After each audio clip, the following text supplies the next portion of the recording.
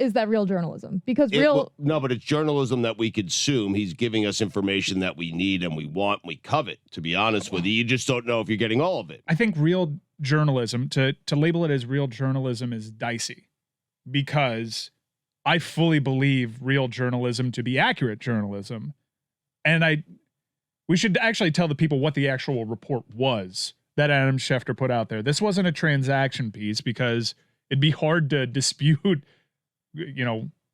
Washington football team trades Kirk Cousins to Minnesota Vikings. And you can understand why he'd want Bruce Allen's side of that. But I think you were showing me during the show, Jess, that it was a ratification of the NFLPA and NFL agreement.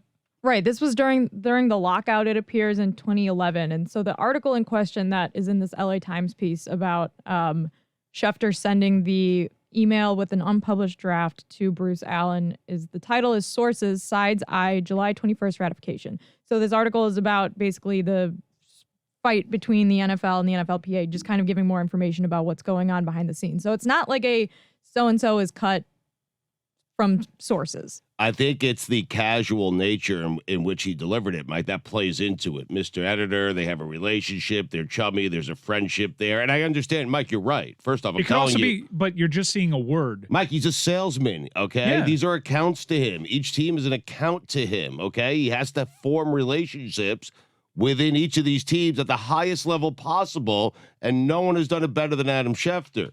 I'm fine with it, okay? But I'm not the person to be asking. Schefter gives me what I need. He gives me what I want, and now I'm questioning whether I get all of it or not. But I don't really care, because he's still giving me what it is that I want. But wait a minute. Your opinion has changed from what you gave us 10 minutes ago, where I've had time to think about it. You were the strongest of all of us. You and Jess were the strongest of all of us, condemning it, saying that it's wrong, it's a bad look. I have the ability to listen to others, and I've listened to what Mike has said and to what Chris has said, and there is a difference between what you've said, quite frankly. There's a difference between what Adam Schefter does and how he goes about getting his news and what Sally Jenkins does. Just what is, because we haven't actually said it yet, what is your main issue with how Schefter went about this? Well, I think my main issue is sending an unpublished draft to the president of an NFL team and then putting out a piece which you are purporting is objective and accurate, when if the final editing responsibilities were given to someone who has skin in the game, those things are at odds. But do we know what specifically Bruce Allen is crafting there? Because it could just be actual articles of this ratification, and Adam Schefter wants to make sure it's accurate. And we see Mr. Editor, we don't know the context behind that. We can assume it's chummy and networking, or it could be what Chris Whittingham was telling me during one of the segments today, which is Bruce Allen could have just been writing him all the time because of inaccuracies. Yeah, it could just be an incredibly particular person where if you get the slightest bit of a sentence wrong, he's calling you an hour after. Bruce Allen is Aaron Sorkin now. Yes. Every syllable has to just be so. Bruce Allen is the president of an NFL team. He's not someone who's like a great editor who's Schefter, a mentor to Adam Schefter, who he wants to proofread something in case he gets something wrong. Like he has a vested interest in what's published. What I left out is I'm also a phony. Well, but we know that. I understand Jess's point. I understand Jess's point, which is like the framing of this. Like what you're objecting to, Jess, is Adam Schefter and his reporting frames the public's point of view about the thing that he is reporting on. And if that is not two-sided, then I understand there being kind of an objection to that. But I think what Mike and I feel is almost like we understand how this sausage is made, and so we know we're only getting a certain perspective on it, unless in the article it says, well, also on the other side, here is this perspective. But I think we kind of understand when Washington is out there trying to frame of course they're trying to frame it from their perspective. If I may, because it is interesting to me that the one holding on to the truest journalistic printed ideals is the youngest one, is Jessica, who came through Sports Illustrated and is younger than any of us. I was with her 10 minutes ago. Yeah, and then you pivoted, but I find it interesting because as I look at the macro of what it's happening to journalism in America, right? One of the great heartbreaks of my life is that people don't care about these distinctions enough, that today there aren't a lot of differences being made between whatever's on Facebook and whatever the New York Times puts out, that those lines have been blurred, and they were blurred by an orange man with a hatchet who did it with no grace. It's my great professional lament, but America doesn't care about these distinctions. The space for Jessica here is shrinking and shrinking because the people have spoken, like you two just did, who came up in this market with me trying to apply that journalism sensibility of this is rigid morality. Rigid morality. You do not send something for editing. There might be misunderstandings here, but you can do plenty of things without doing that. That is universally, in what I grew up in, a breach. But it's all changed. All of it has changed, and it's changed so that Jessica's opinion is a very small one shouted into a well. Well, I'm not trying to be like Walter Cronkite over here either, but I have been on the labor side of two different publications that have unionized, and I've seen that in these newsrooms, the journalists who do the work want to be able to do the work without having to have a CEO of their company or a sponsor or someone who's paying for ads on the site have a say in what they publish. Like, journalists want independence and are fighting for it at a lot of these publications. And so to see, at the top of ESPN, Adam Schefter is now sending something to a president of a football team to proofread it. Like, I don't think that's the norm, and people shouldn't expect that that's the norm, because this is why we have distrust. This is why when your average person reads the news, they distrust what they're reading because you wonder, where is this coming from? Where is this coming from? And in this case, it's coming from someone with a position of power. In the story, we don't know if Bruce Allen had a say in what was published. We don't know if he changed anything, but you can cast doubt on what's being written here.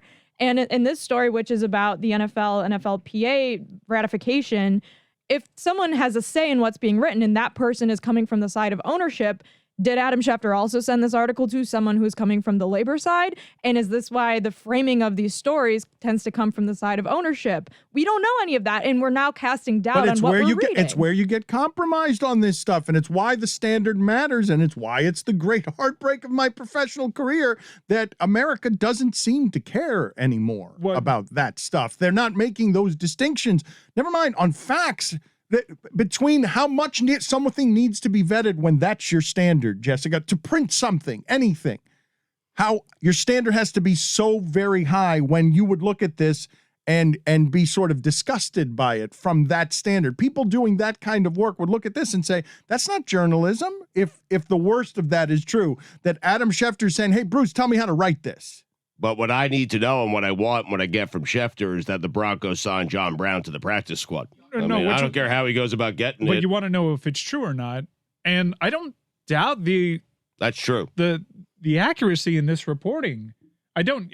When we were at our most intense part of our debate back here, you said if Adam Schefter is someone that's not a league partner and working in his job, he could be disciplined for something like this. And I told you, but he is. And I know that he is.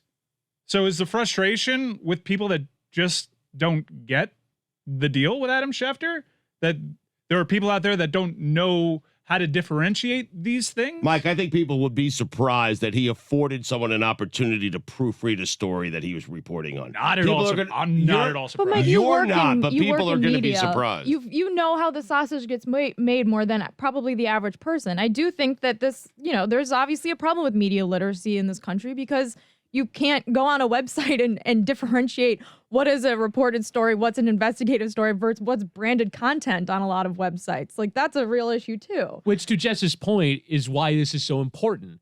In some ways, the conversation we're having earlier in the show about John Gruden and being taken out of the Ring of Honor in Tampa, but then you have to go back and vet everyone else. The reason why that's important is because all the other side is meant to do is just muddy the waters and go, well, you might think that fake news on Facebook is BS, but everything is BS. The New York Times is BS because they're gonna look at the shit that they do to get their story. Look at what ESPN is doing to get their stories. And all you have to do is muddy the waters, dilute the trust in any of it so that you can dilute the trust in all of it. But when I say it's one of the great heartbreaks of my life. I think of the Washington Post and just a couple of newspapers that have the resources, the wherewithal to do it right now, that democracy dies in the darkness. That when you start gray airing all this stuff and do it under shouting about freedom, what you're actually doing is you're threatening this very important checks and balances. If you keep making the people who do it with this standard irrelevant because you'll believe anything and you'll muddy the waters, those people won't be there for you. We're seeing it in Miami. These local hours I'm doing with Billy Corben are batshit crazy. That it's so hard with limited resources to handle corruption if you're not holding this highest of journalistic standard against these politicians who have no shame, are incapable of shame. Like, this is what's happening in this country now, and what I'm talking about is apocalyptic, and it's stupid compared to, really? Schefter's report on practice squads, or whether he needs Bruce Allen information. Like, this is not the fall of democracy over here. But this is also not investigative journalism. I mean, it is. I actually think, outside of, is this okay, Mr. Editor, and the person actually writing it, I think the journalism behind it is, hey, is this accurate? I think it's journalism. But my people don't.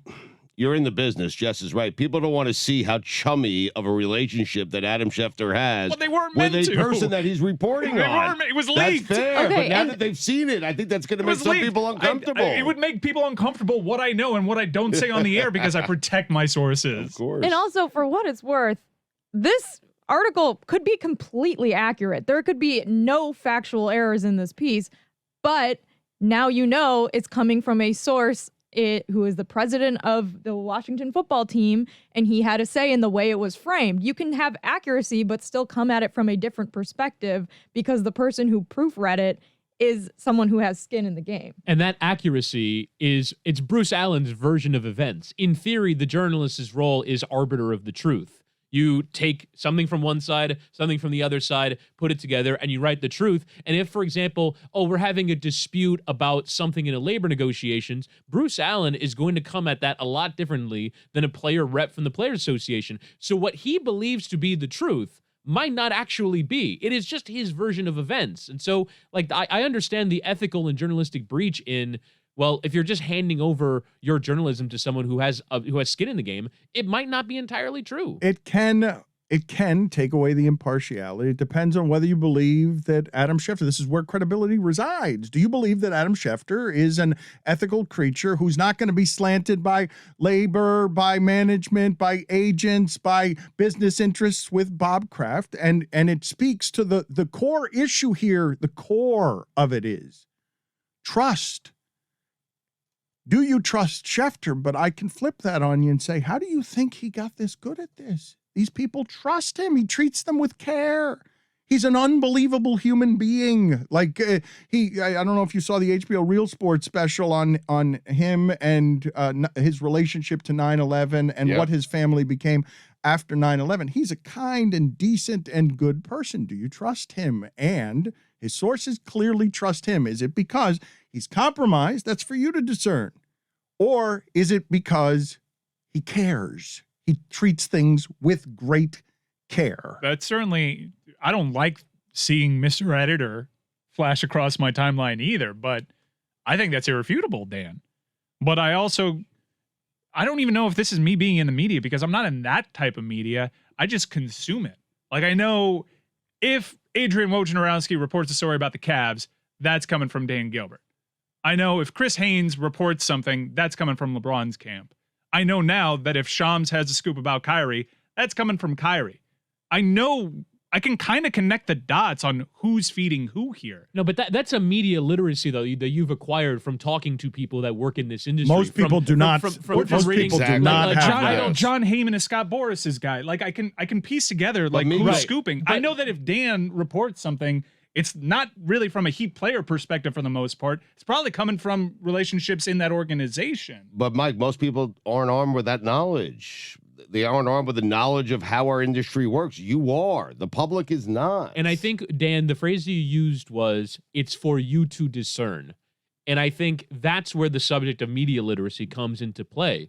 And I think like almost taking journalism classes might have to be a prerequisite for people in college or in high school now, because you are entering an enormous information ecosystem unprepared to handle, especially as you're handing people new technologies to consume them, unprepared for how to discern what all this information is. Like for you to discern is, I don't know anything about journalism, but I'm trying to figure this shit out. And I think that's very hard. Like we know because we all work in this, we talk to journalists, we're somewhat familiar with the process, even if we don't do it ourselves. This is why I'm heartbroken at what is happening in the country, because I have noticed over the last 15 years, never mind just sports, people don't care about making those particular discernments. And the reason that it alarms me so much, coming from Cuban parents who lost their freedom, is this is how propaganda happens. This is how you don't trust the government state newspaper or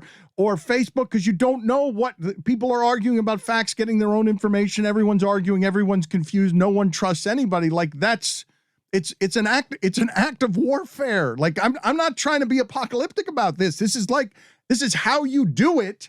And we're starting with a practice squad tweet of Adam Schefter. Adam Schefter. I mean, it's just Shefty. I don't think what are we this is doing what here? I don't think this is what Putin had in mind. He's doing it through Schefter, Mike. Clearly, this is the work. I think America's fiber is tearing apart at the seams. Yes, I believe that the Russian hackers are working through Schefter in order to the destroy Broncos practice football squad. and America. And God help us when they get Fangio's tweets. The whole thing's coming down. Thanks.